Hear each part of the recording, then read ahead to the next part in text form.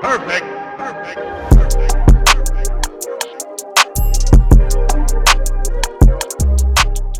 I have some pretty odd anime watching habits. I am basically allergic to seasonal shows. I don't like watching things seasonally. I fucking hate it. Back in the day when Attack on Titan came out, I had a buddy in school who asked me, "Oh, dude, have you seen Attack on Titan?" And dead ass, I did not watch that fucking show when it came out. I lied though to his face and told him, "Oh yeah," and I like nodded along whenever he brought up a point from the show or whatever, cause you know that was high school Jade, and high school Jade wanted to fit in and you know hang out with the cool guys or whatever. So that's what I did. To this day, I still somehow find myself being attracted to weird shows that nobody talks about and being sort of the sole person who makes content about it for some reason. Currently, my main fixation is on a show called Life with an Ordinary Guy Who Reincarnated into a Total Fantasy Knockout. This is again another weird fucking C-list anime that came out underneath all these other big shows that were out at the time. So things like Dress Up Darling were popular and everybody was sort of looking at that. And in every season, there's always like 60 plus shows that just go completely unrecognized. Like they just come into existence.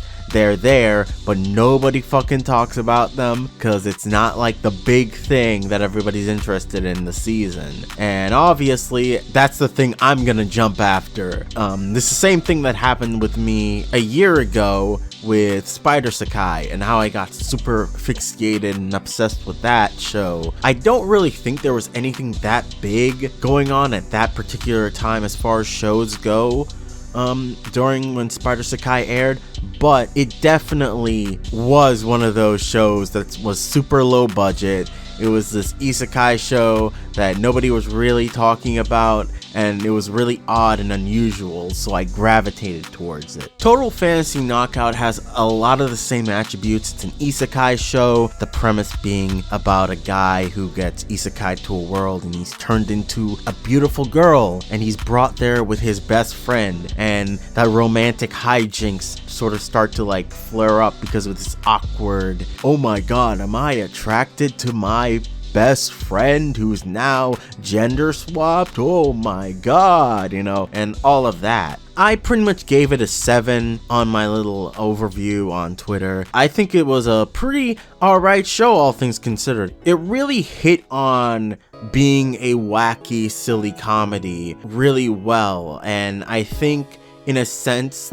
that's sort of the charm of some of these like low budget shows. They may be low budget and not really super amazing in a lot of areas, but they have one particular area that they just really fucking excel at. I had another similar experience more recently with another isekai called Tsuki Michi, and that show is again another isekai, but with a very slime-esque premise of a guy getting taken to a world and he sort of forms this village with these monsters and everything, and he's super overpowered and shit. The area that it really excels at is pretty similar stuff to Slime, being this whole like character building-esque vibe where the world is sort of expanding out from the main character, where things are getting built up as the main character gets to know this world, meets new people, and forms new connections and stuff like that. And it really,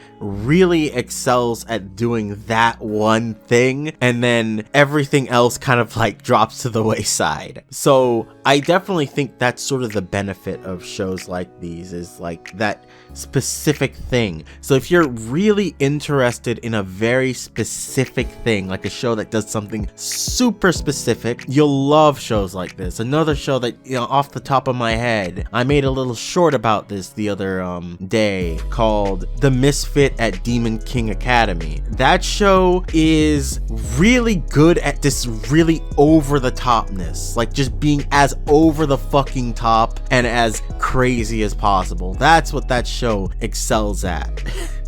And that's why you freaking watch that show. You watch it for the main character, Anos, being like, did you really think you could kill me by killing me? You watch it for shit like that, where you're just like, oh my god, this is insanity. The one weakness, or I say the biggest weakness shows like these have, is usually in terms of things like pacing and just overall longevity. Like, a lot of these shows usually only get like one season and maybe a second one if they're really lucky, and they're not always paced really well, so they're really best consumed all at once. So these are shows that, just like how I really don't like watching things seasonally typically, these shows are really tailor-made to be just like binged. Maybe in Japan you would probably go out and you'd like buy like a collector's set or something. If you're like a fan of the source material, you'd watch the entire thing all at once. Or you would go out and like, again, read the source material and then just watch the show just to see it animated. But if you're a casual anime fan, these shows are really good for just binging all at once, getting this like solid experience in this one narrow specific area, and then moving on to the next thing. Or at least that's my opinion on how good shows like these are, because obviously there's a lot of schlock that comes out too, but it's also a case of one man's trash is another man's treasure. Some of these shows may not do something super well, and depending on what you're looking for, you may think one show is completely hot garbage because it's not really doing what you want, but somebody else may think that it's great because they're seeing that thing that they kind of want from a show in it, and it's doing it really well. But yeah, if there was a lesson or a message to this video, I would say that anime is best enjoyed on your own terms. I don't think that we should be running around trying to keep up with everything seasonally. I think that's how you burn out on anime. I know a lot of people who have just completely burnt out on anime. I think it's kind of an epidemic as of recently, because people are constantly trying to keep up with whatever's popular, and they're constantly trying to like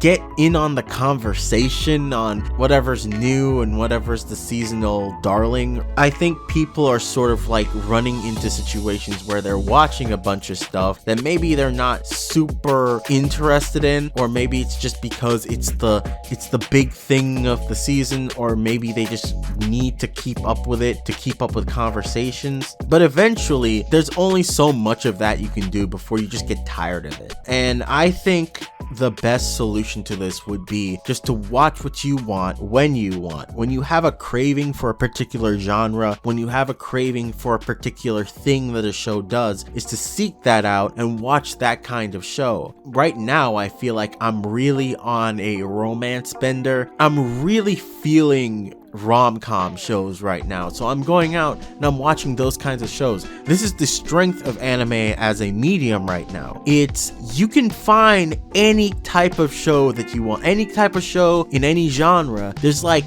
at least a handful every season, because so many shows are being made, and whatever craving you could possibly have is being served, and you should take advantage of that. Obviously, this has its malignant effects on anime as an industry, but I think that overall, as a consumer, it's positive for you in terms of just the choices you have. So yeah, watch the shows that make you happy. Don't worry about the seasonal stuff. That's at least how I feel, and that's how I sort of go about doing things. Doesn't necessarily mean you have to be a hipster though. Go out and watch some popular shit too. Like some of those shows you might genuinely also like, but also again, you know, message of the video, don't obsess over that. Anyway, if you got to the end of this video, thanks for watching. It took me a while to like make this because I'm working on not being lazy and stuff. Thanks for watching, and I'll see you next time. Bye.